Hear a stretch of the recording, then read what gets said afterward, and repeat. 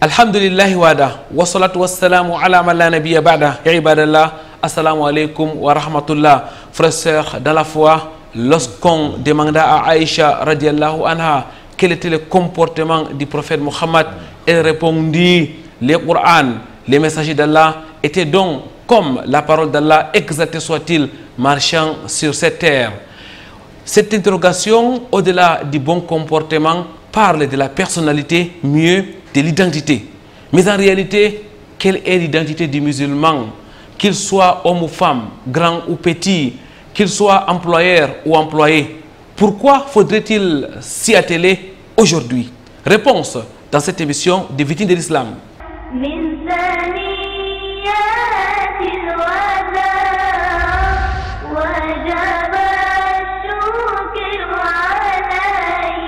Très chers téléspectateurs, mesdames, mademoiselles, messieurs, bienvenue sur ce plateau de votre rendez-vous islamique sur Canal D International. Rendez-vous hebdomadaire du vendredi soir, mais aussi du samedi matin dans le cadre de la rediffusion. Sauvegarder son identité, ça sera l'objet de l'entretien de cette autre émission. Au-delà de l'entretien, victime de l'islam, c'est au cœur de la société et la psalmodie du Saint Al-Qur'an al-Karim. Quoi de meilleur donc que de commencer en écoutant, mais surtout en méditant la parole d'Allah, exalté soit-il.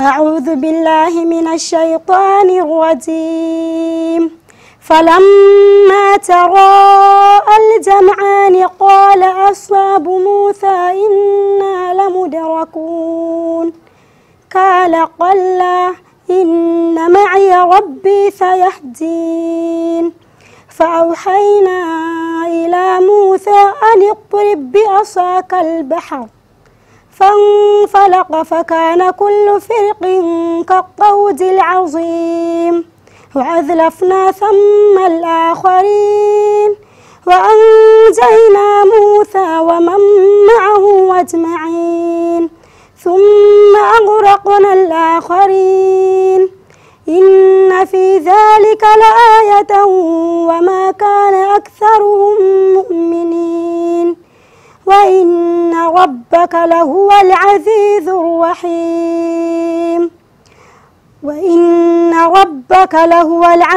الرحيم واتل عليهم نبأ إبراهيم إذ قال لأبيه وقومه ما تعبدون قالوا نعبد أصناما فنظل لها عاكفين قال هل يسمعونكم إذ تدعون أو ينفعونكم أو يضرون قالوا بل وجدنا آباءنا كذلك يفعلون قال أفرأيتم ما كنتم تعبدون أنتم وآباؤكم الأقدمون فإنكم عدو لي إلا رب العالمين الذي خلقني فهو يهدين والذي هو يطعمني ويسقين وإذا مرضت فهو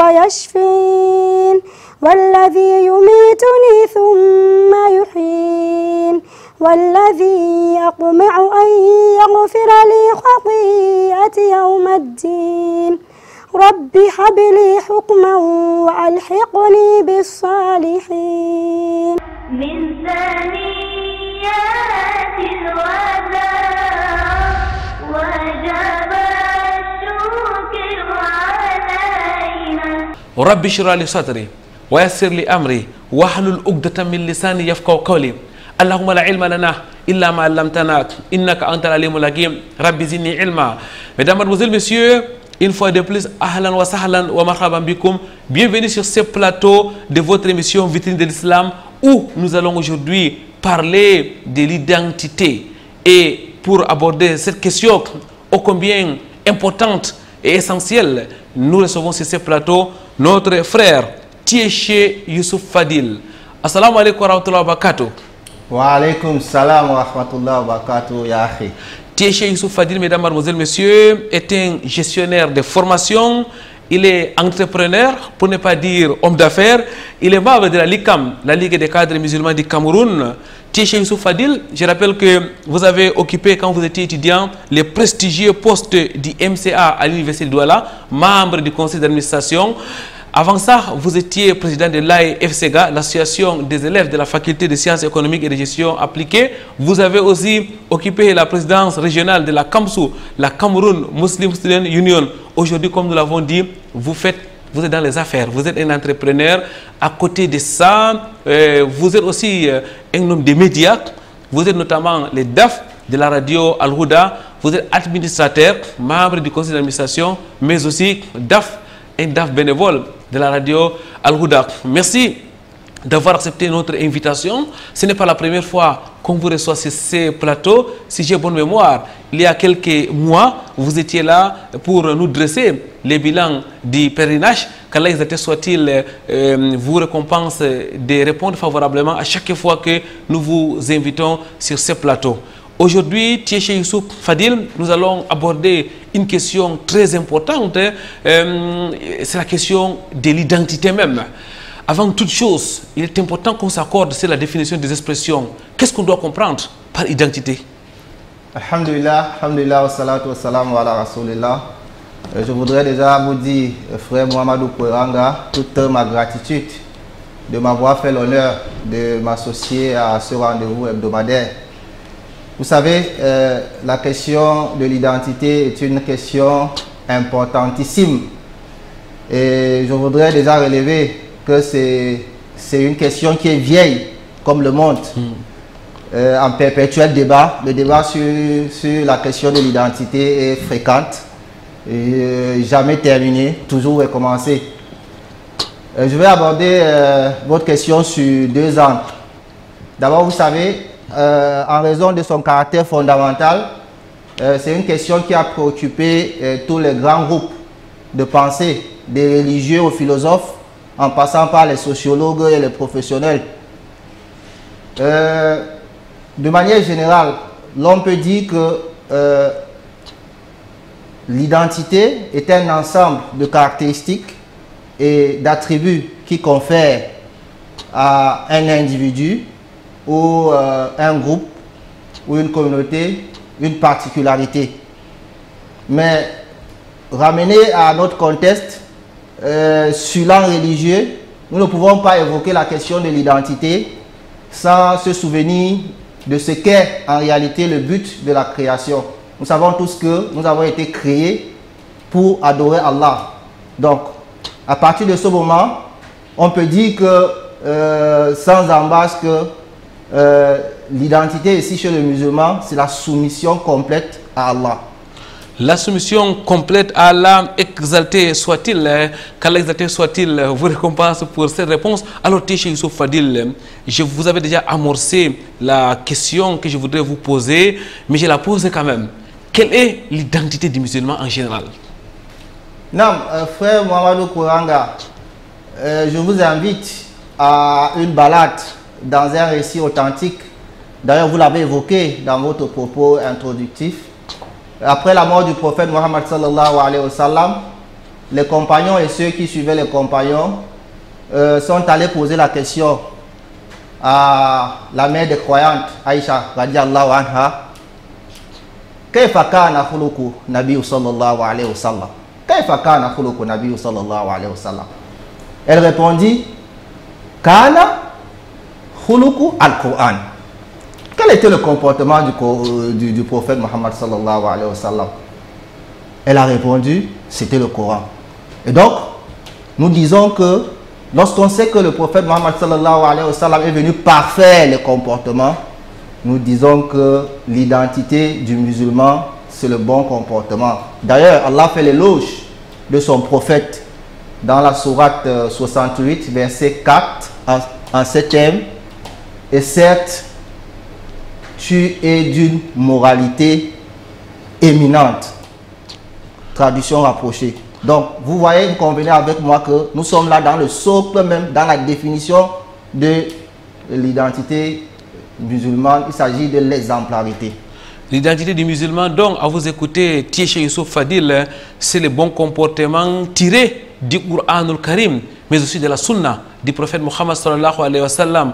Allah soit-il a certifié au messager d'Allah qu'il avait le bon comportement, vous l'avez dit. C'est ça, on ne peut pas mieux le dire. L'identité du musulman, c'est le Coran et la Sunna.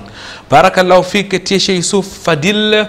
Aujourd'hui, la question de l'identité refait surface. D'ailleurs, vous l'avez dit, elle a toujours été d'actualité, mais elle est encore plus aujourd'hui avec la mondialisation, avec les réseaux sociaux, avec l'Internet. Le monde est devenu pratiquement un village, je voulais même dire une maison planétaire où tout le monde se rencontre, où les cultures sont offrant au jour le jour. D'une manière générale, ou bien d'une manière simplifiée, pourquoi est-ce qu'il faudra s'intéresser à la question de l'identité? La question de l'identité est une question existentielle. Donc, si l'on renie son identité, c'est comme si l'on s'était régné lui-même. Donc, de ce point de vue-là, vous conviendrez avec moi que c'est une question, et déjà, je dois souligner que l'homme peut avoir plusieurs identités. Par exemple, il y a l'identité culturelle, et ainsi de suite. Non. Vous voyez? Mais il y a cette identité fondamentale qui sert de filtre. De filtre, c'est-à-dire, on est d'abord musulman avant d'être quoi que ce soit. Et donc, c'est ça, c'est ce qui indique l'importance de notre première définition, s'agissant de la soumission d'Allah. Parce que tout ce qu'on fait, on doit ramener ça à ce pourquoi on a été créé, où on va. Tieché Youssouf Fadil, lorsqu'on vous écoute entre les lignes, on comprend très vite que l'identité islamique dont il est question ici n'exclut pas d'autres types d'identité, notamment l'identité culturelle. Bien sûr, bien sûr. Vous savez, en matière de vie en société, tout est permis. Tout est permis, sauf ce qui est interdit.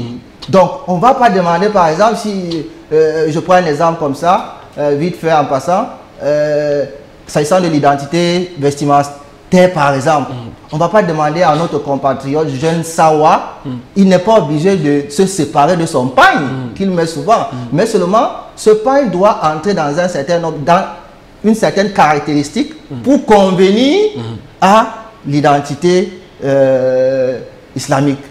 Barakallahu fik, Tieché Youssouf Fadil, c'est donc en réalité la toute première identité ou bien l'identité principale, l'identité religieuse, l'identité islamique. C'est elle qui doit donc filtrer les autres types d'identité, que ce soit l'identité culturelle ou même l'identité nationale. On peut aller jusqu'à ce niveau.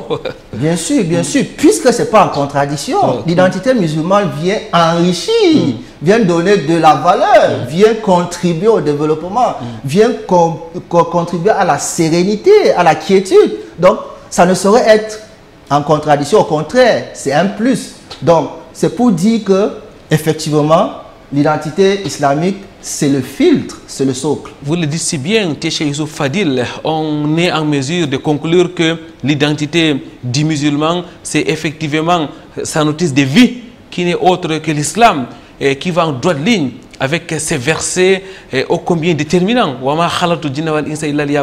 Je n'ai créé les djinns et les humains pour qu'ils m'adorent. C'est ça, c'est exactement ça. Restez musulmans, mesdames, mademoiselles, messieurs, où que vous soyez. C'est cela en réalité l'identité, ou si vous voulez, l'identité première du musulman, du croyant musulman. On va prendre une courte pause. Nous allons vous rejoindre chez vous ou autour de vous, au cœur de la société.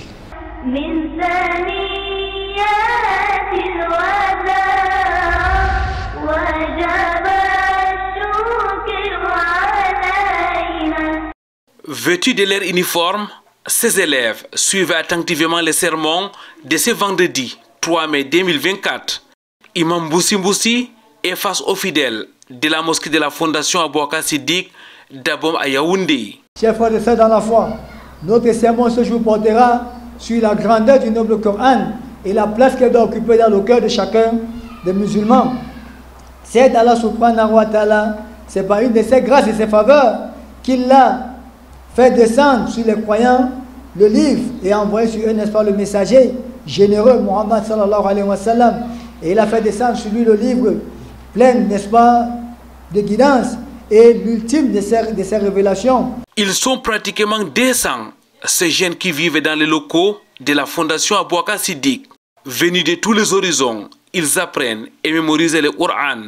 Que dire des sciences religieuses, tawhid, unicité d'Allah, jurisprudence, hadith et autres.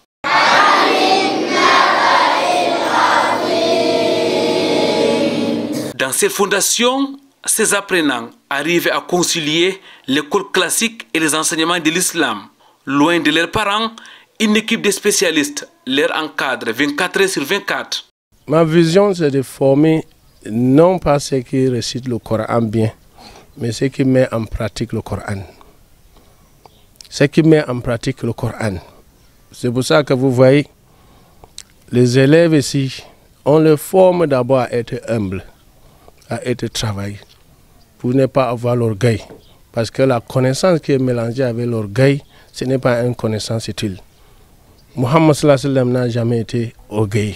Our mission here at Asif is to train and empower individuals, both young and old, male as well as females, to live purposefully and to contribute positively to society.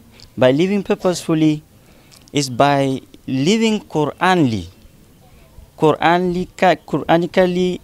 oriented and sunnatically motivated, as I can put it.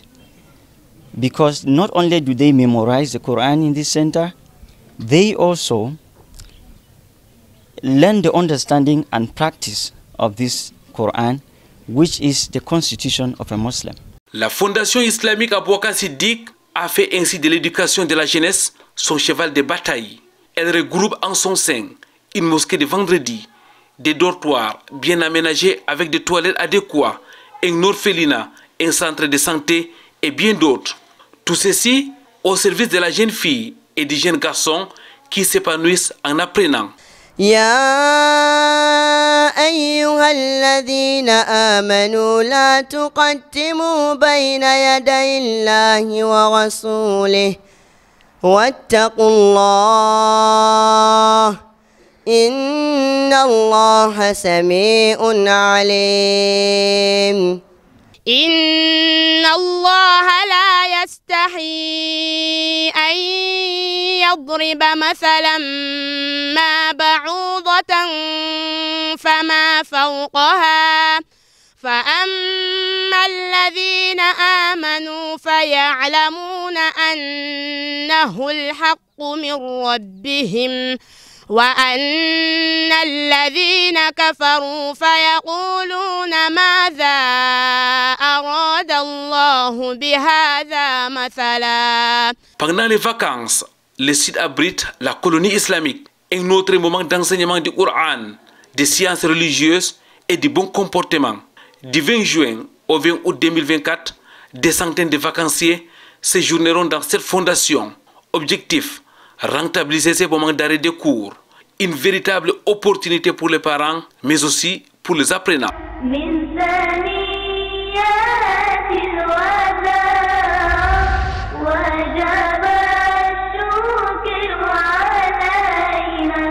Séminaire de recyclage sur les services funéraires en islam. Des dizaines de fidèles musulmans étaient à la mosquée Omar El Farouk de Newbel le dimanche 12 mai 2024. Des hommes et des femmes venus renforcer leur savoir sur les recommandations de l'islam dans la gestion des morts. Comme ça, pourquoi lorsqu'on lave, on n'aimerait pas que l'eau pénètre ici et ni ici? Parce que souvent lorsque ça entre, ça va sortir. Et quand ça sort, ça va prolonger le lavage de 3 à 5. À combien? 5. Et le linceul. Nous allons parler de ça, Inch'Allah. Bon, maintenant, ça, cette expérience aussi, moi aussi, je l'ai pris l'année passée à la grande morgue de la Mecque. Le séminaire, c'est recycler d'abord les membres de Omoatia, sensibiliser la communauté musulmane, les amener à comprendre que ce rite funéraire est un cas d'adoration qui ne devrait pas être falsifié, changé, qui devrait être à l'enseignement du prophète. Cheikh Zakaria Ondoti, spécialiste des questions mortières, a tenu à parcourir les différentes étapes De l'agonie jusqu'à l'enterrement, en passant par le lavage et la prière. À chaque niveau, les séminaristes sont édifiés avec Coran et Hadith à l'appui.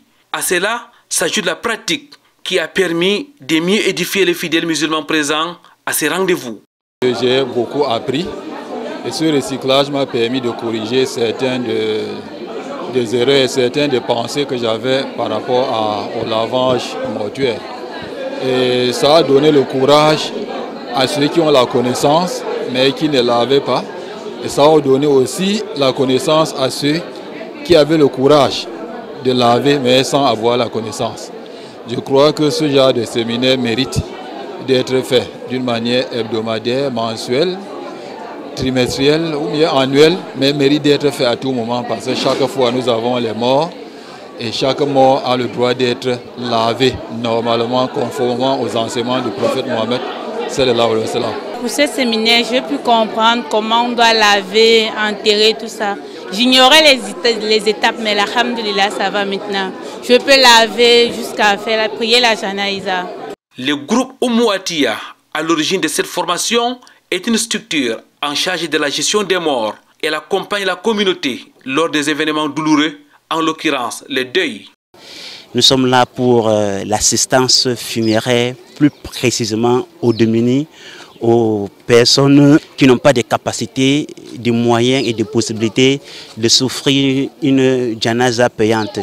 Oumouatia a été créé sur la base d'assistance funéraire pour la communauté musulmane tout entière, à savoir les étrangers qui n'ont pas de famille, les familles aussi tellement démunies.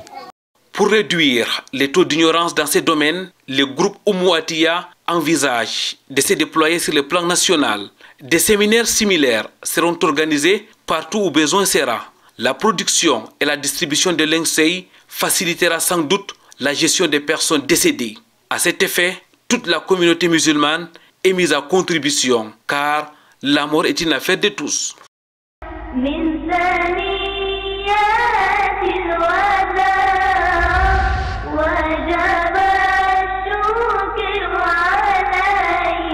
Du cœur de la société, nous rentrons sur ce plateau. Mesdames, Mademoiselles, Messieurs, nous restons en compagnie de notre invité, Tieché Youssouf Fadil, gestionnaire de formation, homme d'affaires, ou si vous voulez entrepreneur.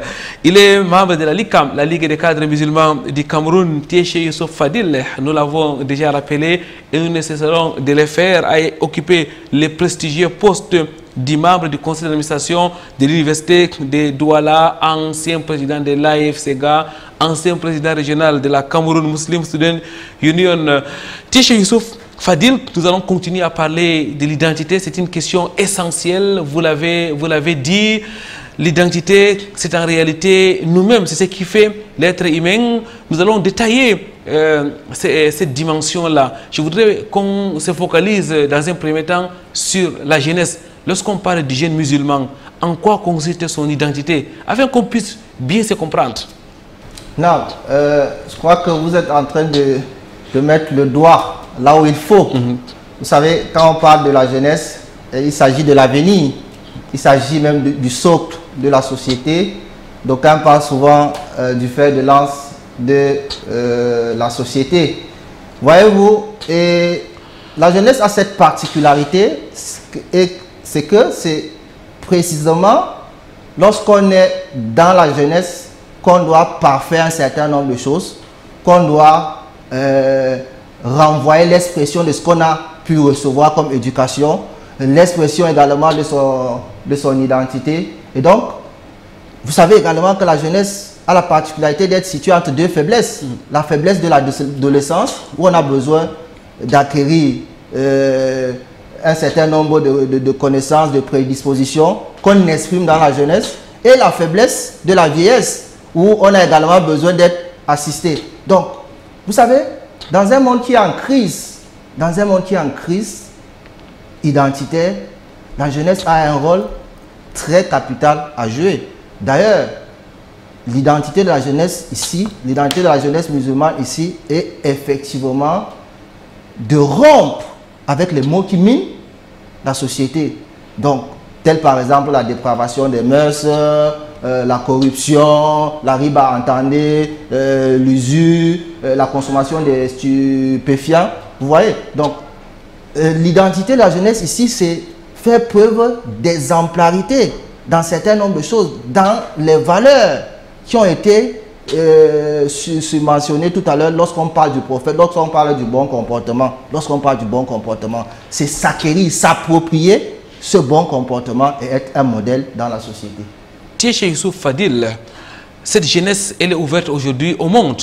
Elle est ouverte à plusieurs autres identités, d'où la crise identitaire qu'on peut observer ça et là. Et là, vous nous dites que les jeunes musulmans doivent d'abord rester musulmans avant toute chose. Bien sûr. Le problème, c'est qu'on ne s'assume pas. Le problème, c'est qu'on ne s'assume pas. Et que nous ne voulons pas relever le défi qui est le nôtre, celui de proposer au monde la seule issue. La seule issue, qui, heureusement, alhamdoulilah, c'est l'islam. Tant dans le comportement, et de ça en découle le reste.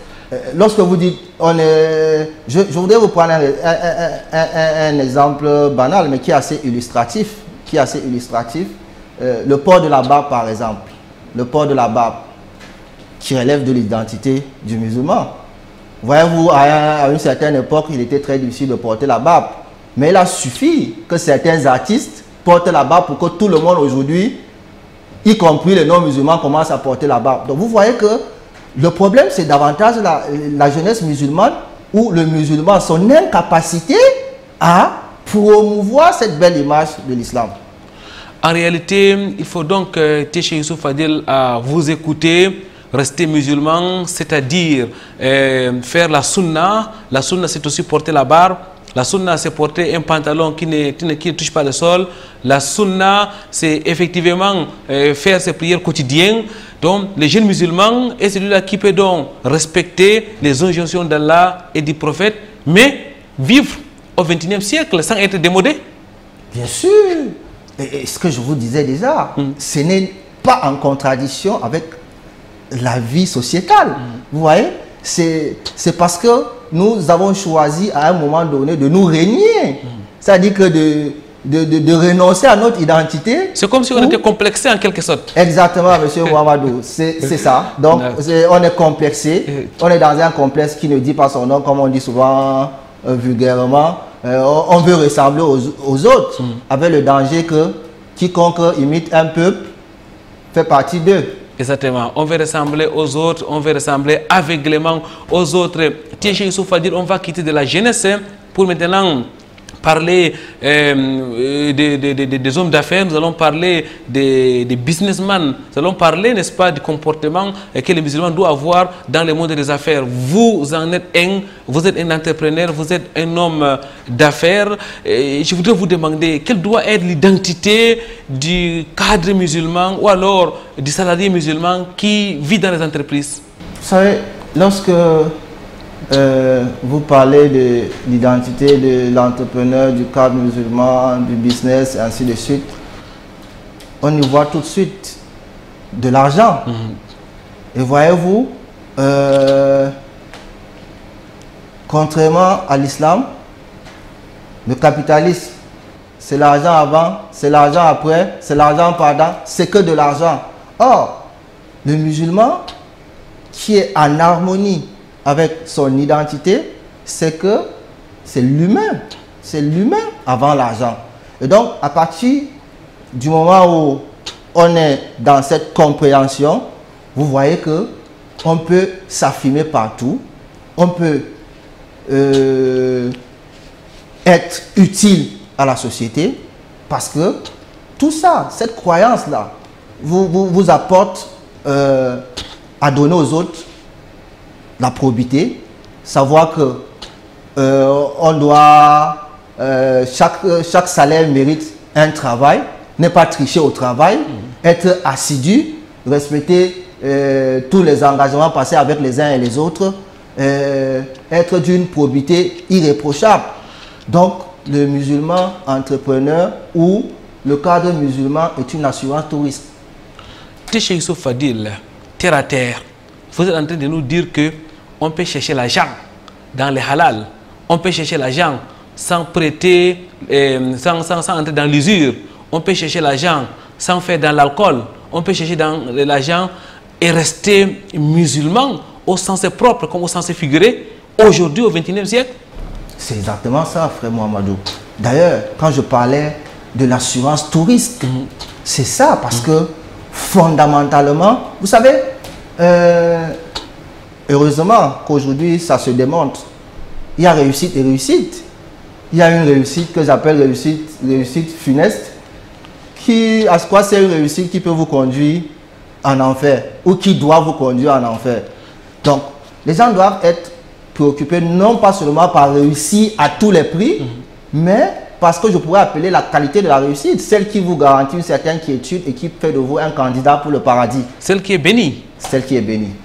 Barakallahu Fik, Tieche Youssouf Fadil, c'est souvent important de le dire à haute voix parce que d'aucuns estiment qu'on ne peut pas aujourd'hui faire les affaires et respecter les normes islamiques comme il se doit. On ne peut pas faire les affaires et rester cadré dans la religion islamique. Pourtant aujourd'hui, Tieche Youssouf Fadil, il y en a beaucoup de croyants musulmans qui sont là, qui font leurs affaires, qui gagnent leur argent dans l'illicite.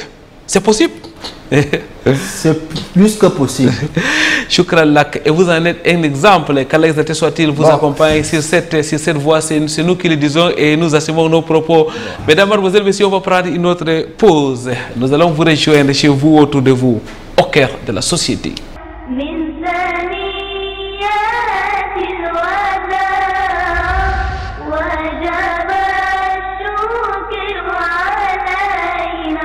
Pourquoi le Hajj? Retenons d'abord, le Hajj, c'est intentionner et se rendre à la maison d'Allah sacrée pendant une période bien précise pour effectuer des rites du pèlerinage. Et ce Hajj a été prescrit à la 9e année de l'Hégire, d'où Allah tabaraka wa ta'ala dit « Walillahi ala nasi hijjul bayt » Man istata'a ilayhi sabila wa man kafara fa inna Allaha ghaniyyun 'anil 'alamin. Et pourquoi le Hajj? Parce que c'est un pilier de l'islam. Abdullah ibn Umar dans la hadith d'Imam Bukhari Muslim dit Bunya l'islam ala khamsin shahadatu an la ilaha illallah wa anna Muhammadan Rasulullah. Parmi les 5 piliers, il mentionne le Hajj. Pourquoi le Hajj? Parce que le Hajj c'est l'une des meilleures œuvres auprès d'Allah. Imam al-Bukhari rapporta hadith de Aisha radiyallahu anha. On demanda au prophète sallallahu alayhi wa sallam Ayyu amal afdal, quelle est la meilleure œuvre? Le prophète sallallahu alayhi wa sallam dit Al-imanu billah, la croyance à Allah. Summa qila, et après on le dit Summa madha, après quoi? Il a dit Wal hajj, il a dit le pèlerinage. Donc pourquoi le Hajj? Parce que le Hajj c'est la purification, c'est la piété. Voilà pourquoi Allah dit وَتَذَوَّدُوا فَإِنَّ خَيْرَ زَادِ التَّقْوَى.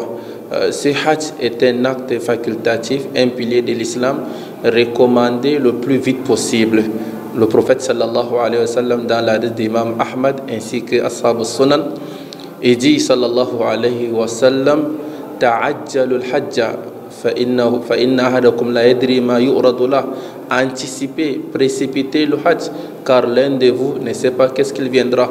Donc lorsque tu as les moyens nécessaires du Hajj, il n'est pas question d'envoyer une personne, mais il est question de te rendre d'abord au Hajj pour répondre à l'appel d'Allah tabaraka wa ta'ala.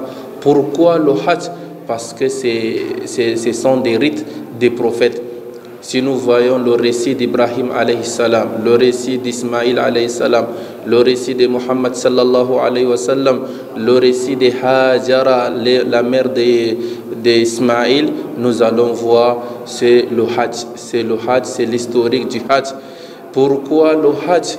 Parce que c'est suivre les traces du prophète sallallahu alayhi wa sallam.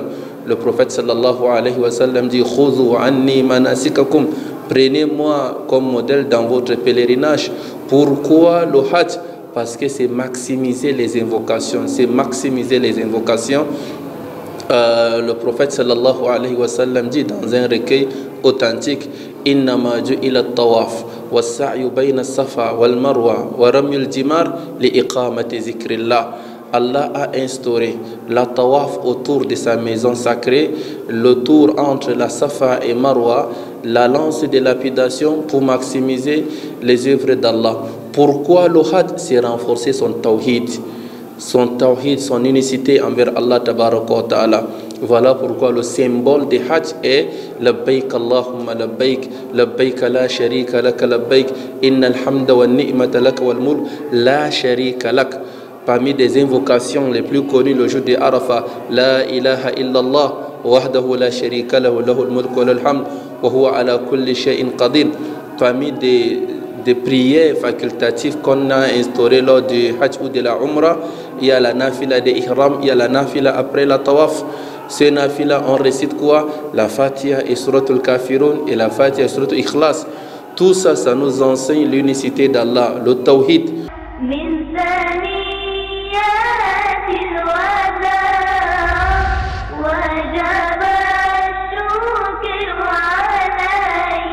Pureté et gloire à l'exalté soit-il, Allah qui a créé l'homme avec grand H afin qu'il l'adore. Notre objectif sur cette terre est d'adorer Allah, exalté soit-il. Tiché Youssouf Fadil, nous parlons aujourd'hui de l'identité islamique, notamment de comment sauvegarder son identité. Nous sommes déjà revenus de long en large sur la définition de l'identité, sur quelques caractéristiques de l'identité du jeune musulman et même du cadre ou alors de l'entrepreneur musulman. Je voudrais qu'on fasse un autre pas pour pouvoir mieux cerner ce concept ô combien essentiel aujourd'hui. Je voudrais qu'on parle de la femme musulmane. En quoi consiste son identité? Qu'est-ce qui fait la particularité de l'identité de la femme musulmane? Alhamdulillah, alhamdulillah, salatu wa salam ala rasulillah. Vous parlez là de la femme, la mère de l'humanité. Vous savez, peut-être du fait de sa nature, la femme a une très grosse responsabilité dans le monde. Et malheureusement, aujourd'hui, la plupart des dérives, dans la plupart des dérives, il y a à l'origine la femme. Cela en raison de ce que la particularité de l'identité de la femme, c'est la pudeur. J'aurais pu dire la piété. Mais frère Mohamedou, les deux marchent ensemble. On ne peut pas retirer une chose des deux chez la femme sans que l'autre ne s'en aille. Les deux marchent automatiquement ensemble. Et non seulement quand la femme a la pudeur comme identité, ça la protège et ça protège le monde. Voyez-vous, lorsque vous parlez de la femme et lorsqu'on évoque l'identité de la femme, je voudrais me souvenir, lorsque j'étais plus jeune, il me souvient que quand on voyait une femme passer avec un cycliste, je veux dire un collant, les gens huaient la femme jusqu'à ce qu'elle prenne la voiture ou la moto pour rentrer chez elle. Aujourd'hui, la crise identitaire a conduit la femme à marcher nue, par exemple. La femme à être capable de choses qu'on ne peut plus décrire. Donc, il y a un vrai problème. Ceci est un appel au retour aux sources. Tiché Youssouf Fadil, vous évoquez là la question vestimentaire. Vous voulez nous dire que l'identité de la femme musulmane, c'est aussi son habillement, c'est son voile islamique? C'est ça, c'est bien ça, frère Mohamedou. Parce que là, nous sommes dans les aspects identitaires visibles. Parce qu'il y a une autre dimension de l'identité qui relève de l'intérieur, on va dire ça comme ça, de la foi. Par exemple, prier, les prières, ça relève par exemple de l'identité du musulman. Donc, on parle là des choses aujourd'hui qui sont devenues graves, qui détruisent ou qui contribuent à détruire la société. Tiché Youssouf Fadil, la femme musulmane doit donc être fière de son habillement, de son voile, et cela n'enlève en rien à sa personnalité en quelque sorte. Ça, on peut le dire sans embâche. C'est une protection pour elle, ce voile. Le voile, je dis toujours, je n'ai jamais vu une femme aussi belle qu'une femme qui est en voile. Et ça se vérifie. Vous voyez aujourd'hui les autres nous envient. Les femmes ont tendance à eux-mêmes être très critiques vis-à-vis de celles-là qui n'ont pas cette pudeur. Parce que là, je parle de la pudeur. Parce que lorsqu'on a la pudeur, Mohamedou, il y a des choses qu'on ne peut pas faire. De même, la piété, c'est pour ça que je vous dis que les deux marchent ensemble. Lorsqu'on a les deux, il y a des choses qu'on ne peut pas faire. On ne peut pas avoir l'autre sans l'autre. Les deux marchent ensemble. Et donc, c'est ça qui participe de faire d'une femme cette véritable mère dont on a besoin pour l'harmonie de notre société. La particularité de l'identité de la femme musulmane, Téché Youssouf Fadil, s'il faut vous répéter, c'est donc la pudeur. La pudeur dans l'habillement, la pudeur dans la parole, la pudeur dans la démarche, la pudeur dans l'éducation, la pudeur dans son quotidien en un mot. Merci, qu'Allah exalté soit-il vous récompense. Je voudrais, Téché Youssouf Fadil, après avoir évoqué les textes, qu'on rentre dans notre contexte. Lorsque vous regardez aujourd'hui notre société, est-ce que l'identité religieuse est la chose la mieux partagée? Non, ça on va le dire sincèrement avec regret, que la réponse c'est non. Mais il nous appartient d'être courageux, déterminé et surtout patient. Et avoir la conviction que c'est ça la voie, le retour à l'identité musulmane. C'est ça la voie. Et c'est vrai que c'est pas facile. Il y a des contextes, ou si vous voulez, il y a des pays où le seul port, par exemple, on parlait tout à l'heure du voile, le simple fait de porter le voile peut déclencher la 3e guerre mondiale. Donc, tout ça, parfois, des contextes participent également à rendre les choses difficiles. Mais, alhamdoulilah, je crois que pour nous autres qui sommes au Cameroun, nous n'avons pas ce problème en tout cas. Une espèce de crise identitaire, vous l'avez déjà dit au début de cette émission, Téché Youssouf Fadil, lorsqu'on regarde le monde aujourd'hui, lorsqu'on regarde les humains d'une manière générale, on a l'impression que l'identité n'est pas la chose la mieux partagée. Il y en a ceux qui font les efforts. Il y a des personnes, Téché Youssouf Fadil, lorsqu'on les voit, on se demande s'ils sont des musulmans. Aucun caractère du musulman durant toute la journée. Ça veut dire qu'il n'accomplit aucune prière. Son habillement reste à désirer. Pourquoi cette légèreté, Téché Youssouf Fadil, dans le respect de l'identité qui doit normalement être visible à l'extérieur et même à l'intérieur du fidèle musulman? Non, je crois que cela s'explique davantage par la méconnaissance de l'islam. C'est pour ça que vous verrez toujours nos savants, nos enseignants, toujours insister sur le fait que les musulmans doivent apprendre leur religion. Les musulmans doivent apprendre leur religion parce que cela relève davantage de l'ignorance. Vous savez, comment peut-on s'imaginer un musulman qui ne prie pas? Ça veut dire qu'à la base, il ne sait pas ce pourquoi il est créé. C'est évident. Sinon, c'est inimaginable pour un musulman qui sait que c'est un devoir de... Et comment même s'imaginer un musulman qui fait les affaires et qui prête l'argent avec intérêt usuraire? Oui, tout ça, c'est... Vous voyez, c'est la peur. C'est la peur. Et en arrière, ce qui est curieux, c'est on revient à la source au départ. C'est-à-dire que si tout ça, tout ce qu'on a comme richesse, ainsi de suite, la base, notre croyance, c'est que tout ça doit concourir à nous ouvrir les portes du paradis. On comprend que c'est une entrave que de s'enrichir en commettant les interdits.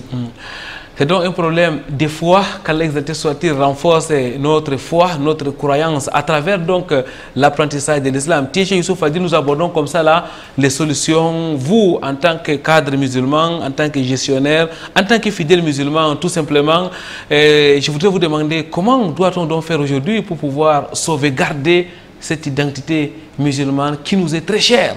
Je pense que la première solution, c'est celle que j'évoquais déjà tout à l'heure. Il faut que les musulmans eux-mêmes d'abord essayent d'apprendre leur religion. Il faut que nous tous, je ne m'explique pas, moi je suis un apprenant ou un candidat à l'apprentissage. Donc nous devons tous retourner à l'école de notre religion, l'apprendre et nous verrons tous les bienfaits. Nous verrons que c'est nous qui avons un modèle à proposer à la société, un modèle salvateur, j'ai envie de dire, à proposer à la société. Vous voyez, je dis toujours, lorsque je discute avec certains de mes amis dans le cadre du business, je leur dis toujours mon étonnement quant à ceux qui sont malhonnêtes, qui pensent qu'ils ne peuvent réussir que en trompant les autres, ainsi de suite. Je leur dis toujours que s'ils savaient le bien qu'il y a dans la probité, dans le fait d'être honnête, probablement ils tueraient de jalousie ceux qui sont honnêtes. Qu'Allah exalté soit-il nous accompagne dans le respect strict des règles de l'islam. Cheikh Youssouf Fadil, aujourd'hui il faut quand même déjà saluer beaucoup d'efforts qui sont faits sur le terrain. Aujourd'hui par exemple le concept halal est un concept qui est mondialement reconnu, même dans les pays non musulmans. On s'approche par exemple de la finance islamique, même dans les pays non musulmans aujourd'hui on fait des efforts pour respecter, n'est-ce pas, les normes halal. C'est quand même une manière peut-être de dire que les choses avancent. Exactement ça. Et là, je crois que vous me rejoignez, frère Poiranga, lorsque vous dites ça. Parce que je le disais déjà, le problème, c'est nous, notre incapacité à proposer à la société notre modèle, notre incapacité à incarner notre identité. Pourtant, nous sommes la meilleure des communautés. Exactement, c'est ça. Vous voyez? Effectivement, c'est ça. Vous voyez que aujourd'hui, le concept de la finance islamique, de la banque islamique est en train de prendre, toutes les banques s'arrachent le concept. Le halal, dans les pays européens, tout le monde ne veut que consommer le halal. Parce que, je parlais tout à l'heure de l'assurance touriste. Parce que ça a un fondement, ça a un fondement. Et là, c'est les choses qui obéissent à certaines règles, lesquelles garantissent une certaine sérénité pour le bénéficiaire. Cheikh Youssouf Fadil, c'est comme si les musulmans, dans son déploiement sur la terre, a un double objectif. D'abord, le bien-être ici-bas, mais aussi le bien-être dans l'au-delà. Bien sûr. Rabbana atina fi dunya hasanatan wa fil akhirati hasanatan wa qina azabana. Cheikh Youssouf Fadil, qu'Allah vous récompense. Merci pour ces éclairages, merci pour ces tons très clairs par rapport à la valeur, à la place de l'identité dans notre communauté, dans notre contexte d'aujourd'hui. Oui, on peut être musulman et faire les affaires. Oui, on peut être musulman et être à la mode, c'est-à-dire rester jeune. Oui, on peut être femme et rester musulmane, femme musulmane au travail, femme musulmane dans son foyer, femme musulmane un peu partout lorsqu'elle se déploie sur la terre. Nous allons prendre vos derniers mots, Cheikh Youssouf Fadil. Non, je voudrais vous renouveler ma gratitude pour cette invitation et dire que nous tous, nous sommes concernés par les questions qui ont été évoquées.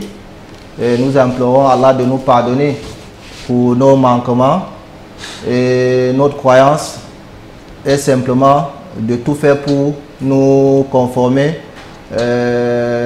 à tout ce qui a été dit, parce que ce serait prétentieux de me purifier et de penser que je suis en dehors des personnes qui vivent ou qui ont ces légèretés-là.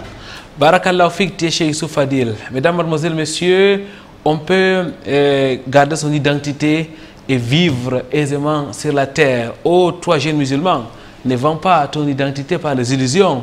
Oh, toi, homme d'affaires, ne vends pas ton identité, ne vends pas ton islam pour de l'argent. Oh, toi, femme musulmane, ne vends pas ton identité pour la vie d'ici-bas. Reste musulmane, reste croyante et Inch'Allah, la vie d'ici-bas t'ouvrira ses portes. Merci Cheikh Youssouf Fadil d'avoir été notre invitation.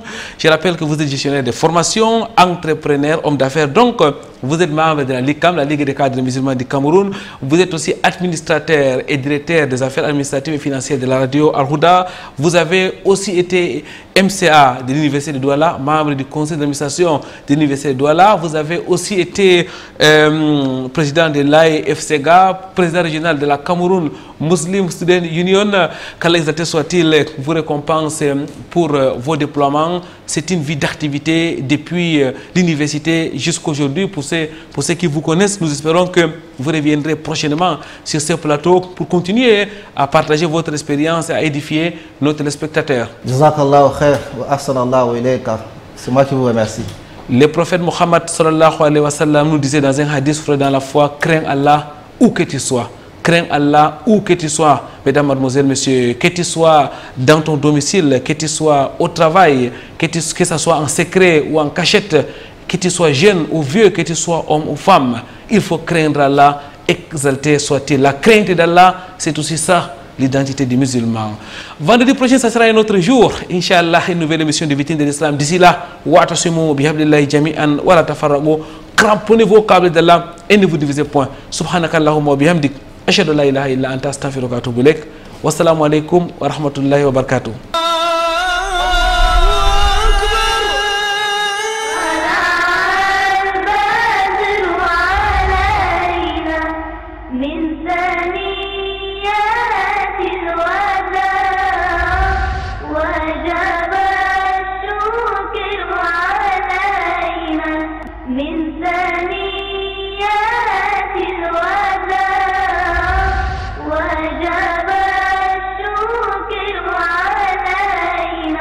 مدى